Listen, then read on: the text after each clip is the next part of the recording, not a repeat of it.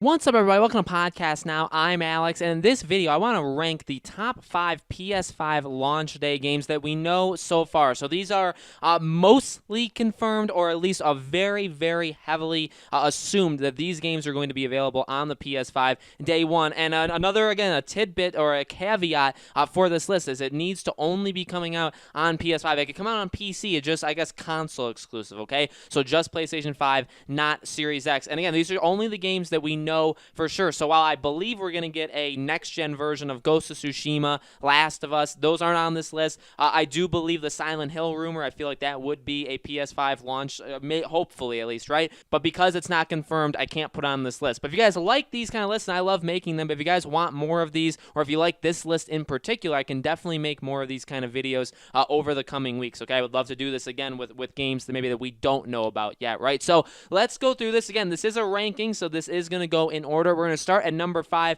for Godfall. So technically Godfall, I feel like even to this day, it's still the only game we know 1000% comes out the day the PS5 comes out. No, I don't even think it comes out like the day before, not 2 days before, not 3 days before. They've talked about how this game is going to come out alongside the PS5. Now, I'm not the biggest fan of what we've seen about this game. I know that maybe that could upset a lot of people. I don't think it looks bad. I don't think it looks terrible. It's just whenever I make videos, whenever I do rankings, whenever I talk about games coming to the PS5, I will see people sometimes in the comments say like, hey, you forgot Godfall. And in all honesty, it's not even necessarily like sometimes I forget it. Honestly, sometimes I do. And other times it's just not something that speaks to me. Honestly, I don't see myself getting this game day one. However, it's from Gearbox. Does look pretty cool. I'll tell you this, I can be swayed by seeing more of it, okay? If we get some demos, if people get to be able to play this game, if we get some impressions, and this game continues to kind of pique my interest, or if the interest of this game continues to go up, I could see myself getting it. With that being said,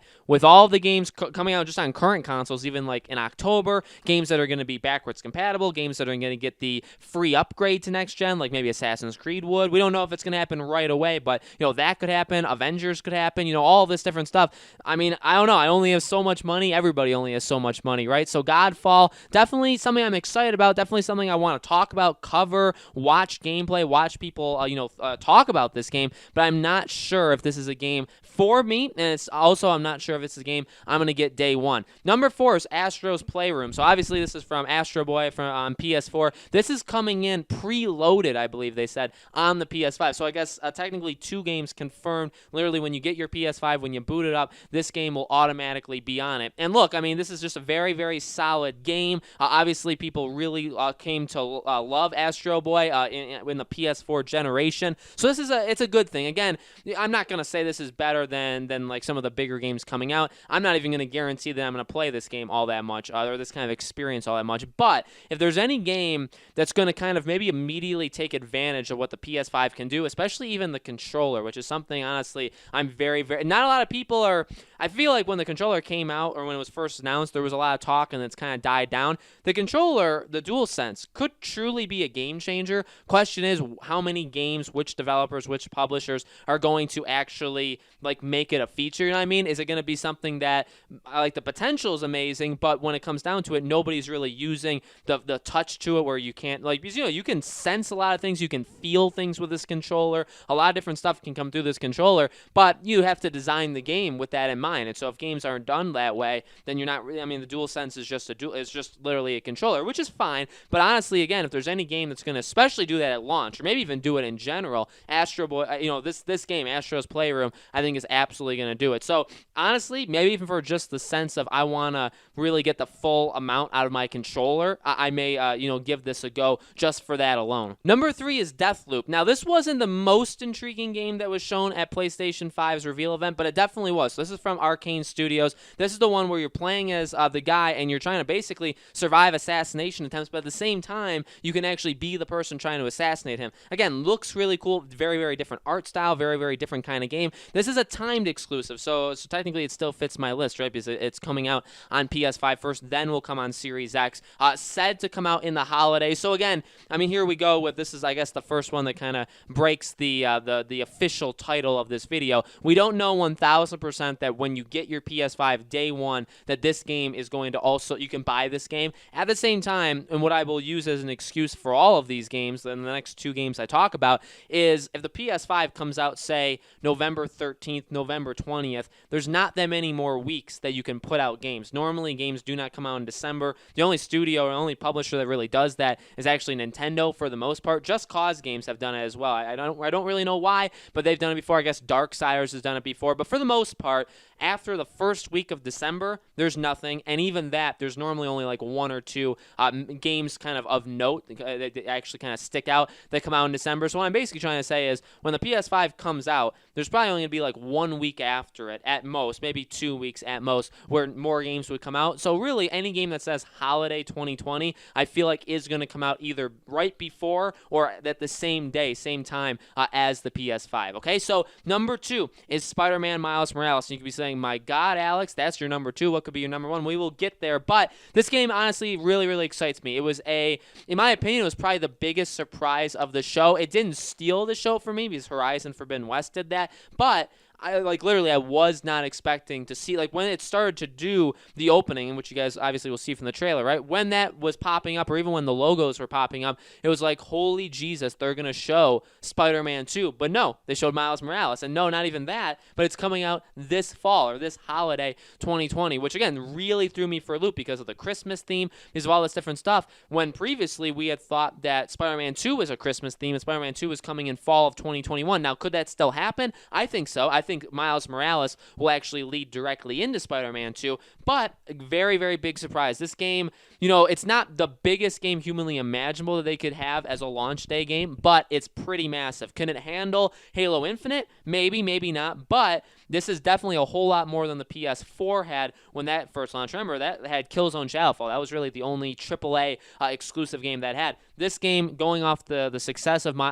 Spider-Man, right, and now using Miles Morales, I think this game can be incredible. Again, an Uncharted Lost Legacy kind of length, kind of scope, that's fine. The fact that we get to play it on PS5, now hopefully it is only a PS5 game. I know I may be in the minority with that one as well, but I actually am rooting for this game to be a PS5 exclusive. I wouldn't mind if it came out on PS4. I understand it would get more people to buy it, all that different kind of stuff, but at the same time, I am in the belief that you need something to sell your PS5, and I think this game could do it. If you could only get this game on PS5, look, people bought PS4 specifically for Spider-Man. See if they'll do it again. See if they'll buy a PS5 specifically for Miles Morales. But this is definitely one that I'm very, very much anticipating. And number 1, Kena Bridge of Spirits. So this game is a game coming out for PS4, PS5, and also PC. So I guess again breaks it because it's not just PS5. It's technically even PS4. But look, I will break a rule for a game like this. I've talked about it before. Games like this absolutely speak to me. You look at Journey, Rhyme. I didn't like the gameplay or any of the kind of mechanics of Rhyme, but I love how it looked. But those kind of games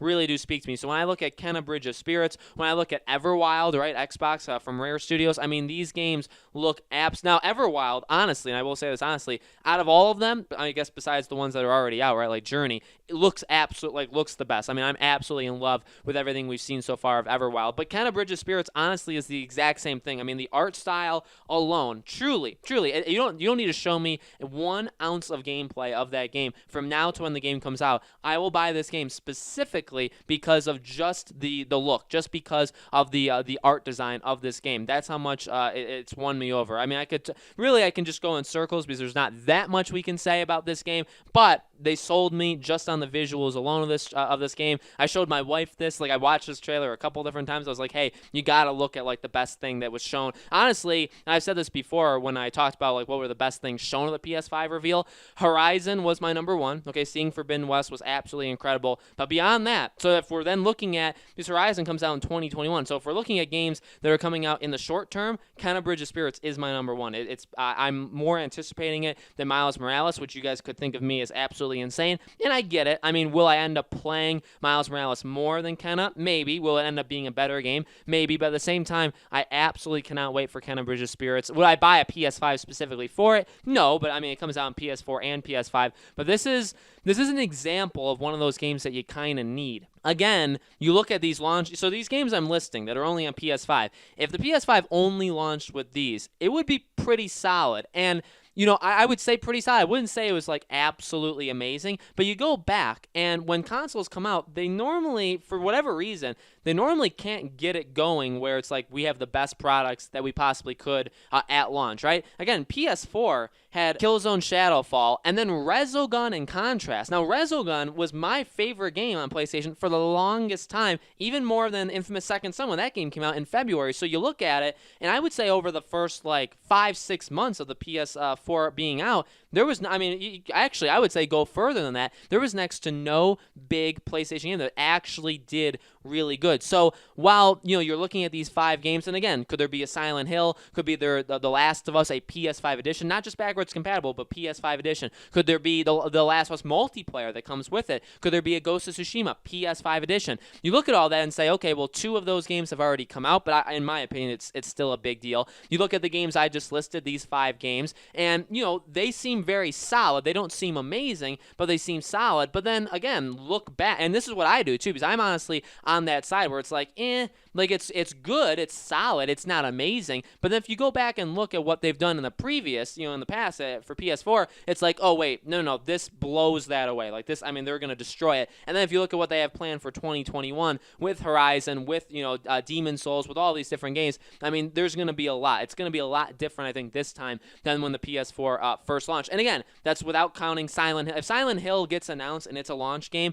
I think it probably goes up to number 3 easily on this list. Which again, if it does, or if more games get confirmed, or more games just kind of come out of nowhere to come out, I'll definitely remake this video and do it again, okay? But again, guys, let me know in the comments. Well, firstly, what is your ranking for these games? What are some PS5 exclusive games that you guys are looking forward to at launch? Again, kind of the at launch and the exclusive part kind of holds this list down a little bit. But let me know your thoughts. Let me know if you liked this kind of video, and I can definitely do more of it in the future, okay? Thank you guys for watching, and I'll see you all on the next video.